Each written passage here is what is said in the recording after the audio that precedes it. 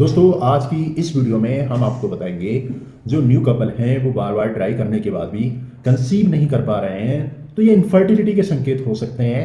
तो इस आयुर्वेदिक थेरेपी से आप जल्दी पूरा कर सकते हैं माँ बनने का सपना। तो दोस्तों आयुर्वेदिक पंचकर्मा थेरेपी के माध्यम से इनफर्टिलिटी का उपचार संभव है। अगर आप बार बार ट्राई करने के बाद भी कंसीव नहीं कर पा रही हैं तो आप किसी आयुर्वेदिक एक्सपर्ट से आपको सलाह लेना चाहिए। ऐसी हम आपको एडवाइस देते हैं। निसंतानता या बांझपन क्या है दोस्तों, समझ लेते हैं इसको। सामान्य तौर पर निसंतानता यानी कि इनफर्टिलिटी को असुरक्षित यौन संबंध के 1 वर्ष या उससे अधिक समय के बाद गर्भवती ना होने में सक्षम यानी कि कंसीव नहीं होने के रूप में परिभाषित किया जाता है। तो ऐसे में अगर कोई लंबे समय तक कोई स्त्री गर्भधारण नहीं कर पाती है तो आयुर्वेद पंचकर्म थेरेपी और औषधियों के माध्यम से इसका उपचार किया जा सकता है दोस्तों। तो निसंतानता शादीशुदा जोड़ों के लिए एक बड़ी समस्या बनकर सामने आई है। जो वर्तमान भारत में अधिकांश कपल इससे प्रभावित हो रहे हैं। तो संतान प्राप्ति के लिए लोग आईवीएफ का सहारा लेते हैं दोस्तों। तो ये तकनीक कभी कभी हानिकारक भी साबित होती है और कई बार जो परिणाम हमें चाहिए होते हैं वो नहीं मिल पाते। जबकि आईवीएफ की तुलना आयुर्वेद और पंचकर्मा थेरेपी जो प्राकृतिक तरीके से मां बनने में महत्वपूर्ण भूमिका निभाता है, तो हम आपको सजेस्ट करेंगे कि आईवीएफ से पहले आप पंचकर्मा थेरेपी कराएं। तो अब दोस्तों जान लेते हैं इनफर्टिलिटी के जो वर्तमान समय में जो भारत में आंकड़े हैं वो अप्रोक्सीमेटली अगर बात करें तो 27 यानी कि 27.5 मिलियन लोग ऐसे हैं जो इनफर्टिलिटी का शिकार हैं। भारत के अगर आंकड़ों की बात करें तो 10 से 15% जो दंपत्ति ऐसे हैं जो प्रत्येक 6 में से एक दंपत्ति जो है उसमें निसंतानता का सामना करना पड़ रहा है। तो दोस्तों ये एक बहुत बड़ा टास्क है। तो इनफर्टिलिटी के मामलों में जो आयुर्वेद का जो रिक्वायर्ड है दोस्तों, तो इसमें हम जानेंगे कि लगभग निसंतानता यानी कि आयुर्वेद की जो पंचकर्मा थेरेपी है उसकी मांग जो है वर्तमान समय में बहुत ज़्यादा बढ़ गई है। क्योंकि निसंतानता जो है दोस्तों आयुर्वेद उपचार की जो सफलता दर है इसमें वो 90% तक लोगों को जो है इससे बेनिफिट हुआ है। तो ऐसे में यानी कि 40 से 50% निसंतानता का कारण महिलाओं में और 30 से 40% जो पुरुष इसके लिए जिम्मेदार माने जाते हैं दोस्तों। ये एक रिसर्च का हम आपको आंकड़ा बता रहे हैं। जो दंपत्ति निसंतान हैं उनको ज़्यादा रिप्रोडक्टिव एज यानी कि प्रजनन उम्र के हैं। या ध्यान देने वाली बात यह है कि आयुर्वेद में इस समस्या का समाधान उपलब्ध है। आयुर्वेद इस प्राचीन चिकित्सा पद्धति को पंचकर्म से जाना है। पंचकर्म में 5 प्रमुख कर्म होते हैं दोस्तों, जैसे कि हम जानते हैं 5 कर्म यानी कि पंचकर्म, जैसे कि इसका नाम है। इसमें पहला कर्म वमन, दूसरा ब्रेचन, तीसरा बस्ती और चौथा नस्से और लास्ट फाइनल रक्त मोक्षण। ये पंचकर्म के अंग माने जाते हैं दोस्तों। तो पंचकर्म आयुर्वेद में पंचकर्म चिकित्सा पद्धति से इनफर्टिलिटी का उपचार पॉसिबल है दोस्तों। तो इसके लिए आपको चाहिए कि आयुर्वेदिक जो पंचकर्मा थेरेपी है वो बहुत ही ज़्यादा कारगर है दोस्तों। तो इसके लिए आप किसी भी आयुर्वेदिक चिकित्सक से आप परामर्श लेकर के आप जो कपल्स हैं आप दोनों के लिए जो दोष हैं, जो बिगड़े हुए दोष हैं जिनका हम बात, पित्त और कफ तीनों को जो है संतुलित अवस्था में रख करके, या फिर किसी का बात जो है या पित्त या जो कफ है वो असंतुलित है तो उसको संतुलित करने के लिए और उसको बैलेंस करने के लिए हम माता पिता दोनों का ही उसमें पंचकर्मा थेरेपी करेंगे, जिससे इनफर्टिलिटी जैसी जो समस्या है उससे हम दूर हो पाएंगे। तो पंचकर्मा चिकित्सा किन लोगों के लिए लाभकारी होता है दोस्तों? तो आयुर्वेद के अनुसार वैसे तो हर 3 महीने के अंतराल में हमें पंचकर्मा करा सकते हैं।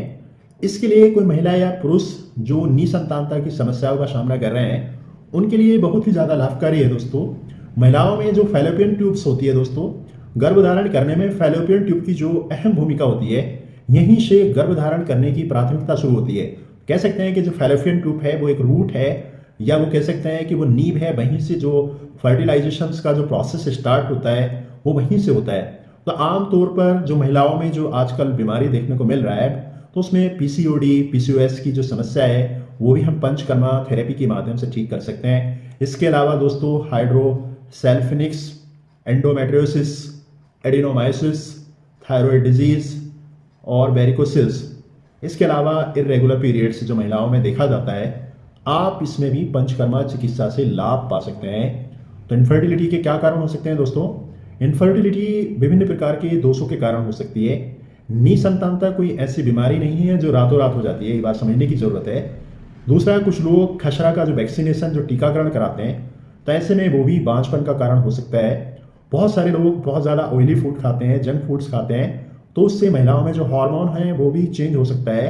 कुछ लोग अत्यधिक धूम्रपान, शराब का सेवन, अनियंत्रित जो रक्तचाप है जिसको हाइपरटेंशन बोलते हैं, बीपी जिसको बोल देते हैं, या फिर कोई डायबिटिक पेशेंट है तो ऐसे में बांझपन का कारण हो सकता है। अपने मोबाइल फ़ोन को लंबे समय तक अपनी जेब में भी नहीं रखना चाहिए, ये भी एक कारण बताया गया है। लंबे समय तक अपने लैपटॉप को अपनी गोद में नहीं रखना चाहिए दोस्तों। लंबे समय तक एक ही सीट पे चलाने यानी कि बाइक को चलाना नहीं चाहिए, ये भी इनफर्टिलिटी का एक कारण बताया गया है दोस्तों।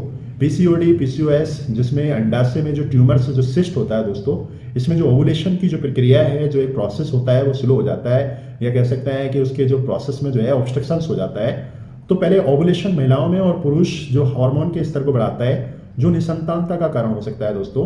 इंसुलिन, टेस्टोस्टेरोन्स जो उत्पादन और कार्य में जो विकार हो सकता है कभी कभी, जो अंडाशय होता है दोस्तों, डिंब ग्रंथियां जिनको बोलते हैं, तो उनकी जो वृद्धि है उसमें बाधा आ सकती है। तो उसमें ओवुलेशन नहीं होना या ओवुलेशन होने के बाद जो अंडाशय है उसका रप्चर ना होना, वो भी एक कारण हो सकता है। तो हम दोस्तों आयुर्वेदिक उपचार से निसंतानता से कैसे हम निजात पाएंगे? तो निसंतानता कुछ आयुर्वेदिक चिकित्सक बोलते हैं जो शिशु के जन्म के लिए महिला पुरुष का शारीरिक एवं मानसिक रूप से स्वस्थ रहना बहुत जरूरी है। यानी कि अगर कोई शिशु चाहता है, कोई माँ बनना चाहती है, तो उसके लिए चाहिए कि वो शारीरिक और मानसिक रूप से बिल्कुल स्वस्थ होना जरूरी है। गर्भ धारण के लिए दोस्तों अच्छे शुक्राणु की भी आवश्यकता होती है और अच्छे अंडाणु यानी कि स्पर्म और एग का अच्छा होना बहुत जरूरी है। इसके लिए भ्रूण का निर्माण होता है। इसी अगर अच्छा स्पर्म होगा दोस्तों, अच्छा एग होगा, तभी भ्रूण का निर्माण होगा। परंतु स्वास्थ्य कारणों के चलते अच्छी जीवन शैली का ना होना, खान पान ठीक ना होने के कारण महिला और पुरुष की जो प्रजनन क्षमता है वो अच्छी नहीं रह पाती, जिसके कारण गर्भधारण करने में वर्तमान में एक बड़ी समस्या बन चुकी है। तो ऐसे में आयुर्वेदिक उपचार करके वमन, विरेचन, बस्ती, नस्य, रक्त मोक्षण का उपयोग करके और कुछ हार्बल्स जड़ी बूटियाँ जो इसमें फर्टिलिटी को, मेल खासकर मेल फर्टिलिटी को या फिर फीमेल फर्टिलिटी को बढ़ाने में सक्षम है, तो ऐसे में आयुर्वेद की थेरेपी अपना करके आयुर्वेदिक चिकित्सक से परामर्श लेकर के आप पंचकर्मा ऋतु के हिसाब से, पंचकर्मा अपनी ज़रूरत के हिसाब से करा सकते हैं। तो उम्मीद करते हैं आप अगर फर्टिलिटी जैसे प्रॉब्लम से अगर माँ बनने की इच्छा रखते हैं या बार बार आप ट्राई करने के बाद भी कंसीव नहीं कर पा रही हैं, तो ऐसे में इनफर्टिलिटी के संकेत अगर आपको नज़र आते हैं, सालों साल से अगर आप बार बार ट्राई की हैं और आपको अगर निसंतानता या फिर संतान की प्राप्ति नहीं हुई है, तो हम उनको एडवाइस देंगे कि वो ज़रूर पंचकर्मा थेरेपी को अपना करके, पंचकर्मा थेरेपी के प्रोसीजरों को अपने ऊपर अमल में ला करके हम ज़रूर इसमें कामयाब होंगे और अपनी उम्मीदों को, अपनी जो कामनाएं हैं उनको पूरा कर पाएंगे। तो उम्मीद करते हैं आपको जानकारी पसंद आए। जानकारी पसंद आए तो लाइक कीजिएगा, सब्सक्राइब कीजिएगा, साथ ही साथ दोस्तों के साथ शेयर कीजिएगा। Thank you.